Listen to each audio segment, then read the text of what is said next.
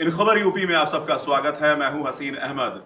उत्तर प्रदेश के प्रयागराज में जिस तरह से उमेश पाल की हत्या की गई, इस हत्या के बाद अतीक अहमद के ऊपर यहां पर उंगलियां उठ रही हैं और ये इल्जाम लग रहे हैं कि अतीक अहमद सबसे अहम भूमिका निभा रहे थे इस पूरे हत्याकांड के पीछे। आपको बता दें कि फिलहाल गुजरात की एक जेल में कैद हैं। मामला उनके ऊपर लंबित चल रहा है, उन्हीं के मामले में सुनवाई चल रही थी, लिहाजा अहम गवाह होने की वजह से उमेश पाल के ऊपर यह हत्या का पूरा प्रयास किया गया, जिसमें उनकी जान चली गई और साथ ही साथ उनके एक गनर की, जो उनकी सुरक्षा के लिए राज्य सरकार द्वारा दिया गया था, उसकी भी हत्या यहां पर हो गई है। और एक जो गनर था, फिलहाल वो बहुत ही विषम परिस्थितियों में है और उसे लखनऊ रेफर किया गया है इलाज के लिए।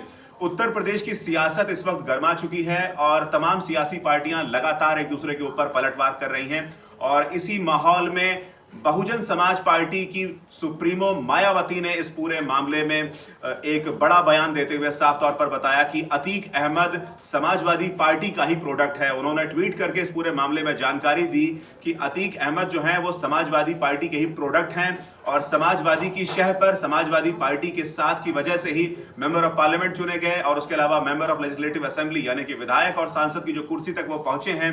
एक माफिया डॉन की राजनीति में इतने ऊपर तक रसूख रखने की जो हैसियत है, उसमें सबसे बड़ा और अहम किरदार जो निभाया है वो समाजवादी पार्टी ने निभाया है। वहीं उसके साथ ही साथ उन्होंने इल्जाम लगाया कि जिस तरह से 2005 में राजू पाल की हत्या की गई थी, जो कि बहुजन समाज पार्टी के विधायक थे, उनकी पत्नी पूजा पाल ने भी बसपा का दामन छोड़कर समाजवादी पार्टी का दामन थाम लिया। और इसके साथ मायावती ने साफ तौर पर कहा कि इल्जाम लगाना और उसके साथ ही साथ सियासत करना ऐसे मुद्दों के ऊपर बहुत ज्यादा खराब बात है। आपको बता दें कि इस पूरे मामले में जिस तरह से यह हत्याकांड हुआ है और सरे राह ये पूरा वाकया पेश आया, जहां पर गोलियों और बमों का सहारा लिया गया एक गवाह को खत्म करने के लिए, उसकी जान लेने के लिए।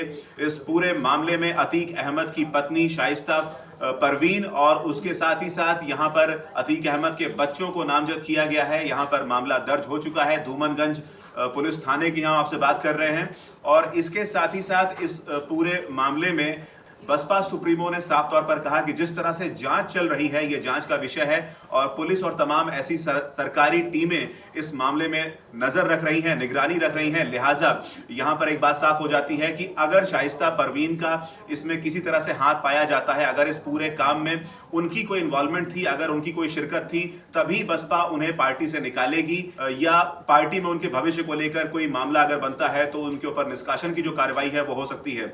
बसपा किसी व्यक्ति के किए हुए गुनाहों के, अपराधों की सजा जो है उसके परिवार के लोगों को नहीं देती है। बसपा गुनहगारों के साथ में भी नहीं है। अगर कोई गुनाह करेगा तो पार्टी उसका साथ कभी नहीं देगी और ऐसे लोगों को हतोत्साहित करती है बहुजन समाज पार्टी। मायावती ने बड़ी जानकारी दी है ट्वीट के माध्यम से। ऐसी तमाम जानकारियों के लिए बने रहिए इन खबर यूपी के साथ।